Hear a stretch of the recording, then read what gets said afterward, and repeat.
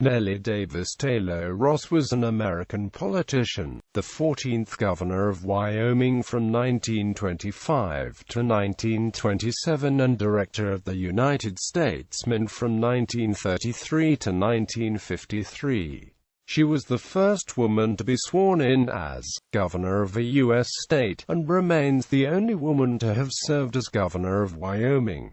Ross was born in St. Joseph, Missouri to James Wynn Tayloe, a native of Tennessee, and Elizabeth Blair Green, who owned a plantation on the Missouri River. Her family moved to Miltonville, Kansas in 1884, and she graduated from Miltonville High School in 1892. She attended a teacher training college for 2 years and taught kindergarten for 4 years. On September 11, 1902, Ross married William B. Ross, whom she had met when visiting relatives in Tennessee in 1900.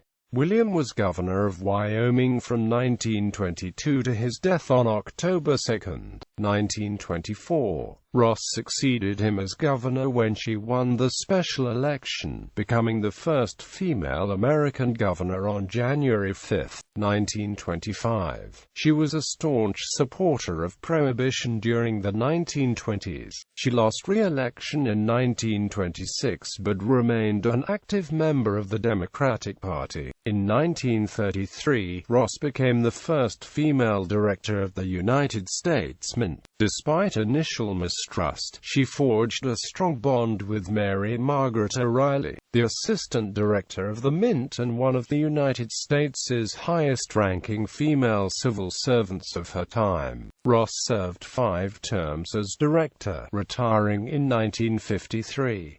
During her later years, she wrote various women's magazines and traveled. Ross died in Washington, D.C., at the age of 101. At the time of her death, she was the oldest ex-governor in the United States. Early years. Born Nellie Davis Tayloe in St. Joseph, Missouri, Ross was the 6th child and first daughter of James Wynn Tayloe, a native of Stewart County, Tennessee, and his wife, Elizabeth Blair Green, who owned a plantation on the Missouri River. In 1884, when Ross was 7 years of age, her family moved to Miltonville in Cloud County in northern Kansas. This relocation happened after her father's old family home back in St. Joseph burned, and the sheriff was about to foreclose on the property. After Ross graduated from Miltonville High School in 1892, her family moved to Omaha, Nebraska. During this time, she taught private piano lessons and attended a teacher training college for 2 years. She then taught kindergarten for 4 years. 2 brothers sent Nellie on a trip to Europe in 1896. While on a visit to her relatives in Dover, Tennessee, in 1900, Ross met William Bradford Ross, whom she married on September 11, 1902. William practiced law and planned to live in the American West. He moved to Cheyenne and established a law practice, bringing his wife to join him there. William became a leader in the Democratic Party in Wyoming. He ran for office several times unsuccessfully, losing to Republican candidates each time. Career. In 1922, William Ross was elected governor of Wyoming by appealing to progressive voters in both parties.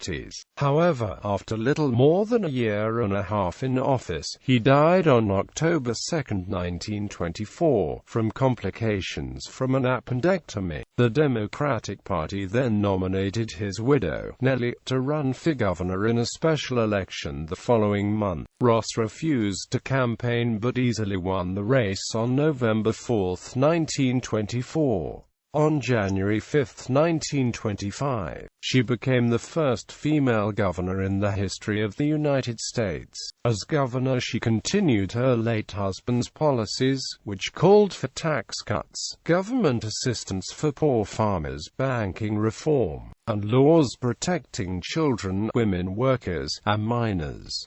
She urged Wyoming to ratify a pending federal amendment prohibiting child labor. Like her husband, she advocated the strengthening of prohibition laws.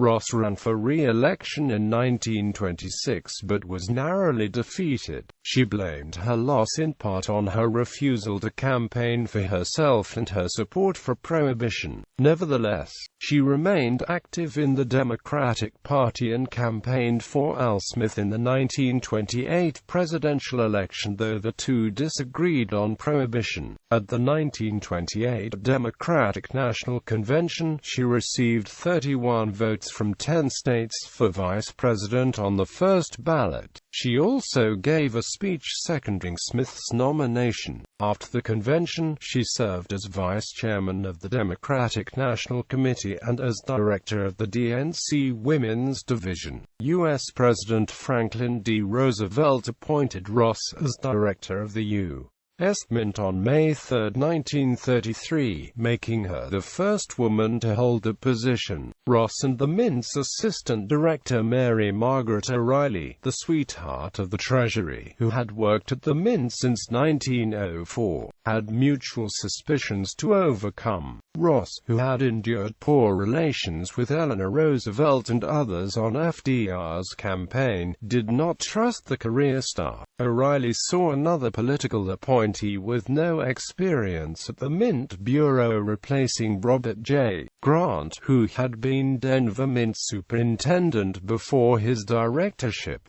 After a brief period, the two women came to appreciate each other's merits. Ross and O'Reilly soon came to the usual division of labor between director and assistant. The director would handle public affairs and make policy decisions as needed, while the assistant dealt with the day-to-day business of the Bureau. Ross undertook a heavy travel schedule, visiting Mint facilities, making speeches backing Roosevelt, and campaigning for Democratic candidates in Wyoming.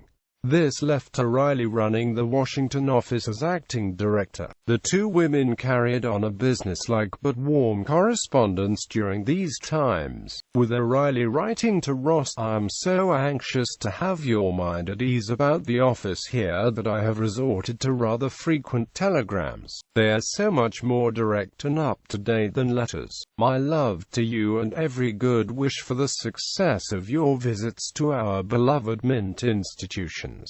Tava J. Shear, biographer of Ross, suggests that O'Reilly would have found Ross's reports from the field valuable. They showed how the Mint recovered from the initial years of the Depression, when relatively few coins were produced, to the mid-1930s, when strong demand for coinage led the Bureau to run the Mint with 2 or even 3 shifts. In 1935, O'Reilly reached the mandatory federal retirement age of 70.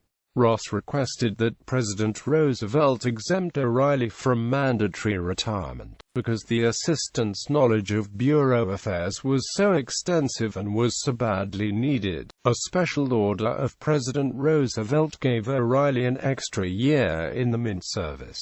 Though Ross supported the extension, she could not be seen as unable to do her job without O'Reilly's assistance, and hired Frank Leland Howard of the University of Virginia, who had a background in accounting, as O'Reilly's prospective replacement. Howard replaced O'Reilly when she retired on October 29, 1938, after 2 more extensions. Ross tenure saw the Mint in 1944 investigate how several 1933 Double Eagles, never officially released, had come onto the market. She is known for establishing the Franklin half-dollar and starting the making of proof coins for public sale. Ross served 5 full terms until her retirement in 1953 and was succeeded by William H. Brett, whom President Dwight D. Eisenhower nominated in 1954. Retirement and death. After her retirement, Ross contributed articles to various women's magazines and traveled extensively. She made her last trip to Wyoming in 1972 at the age of 96.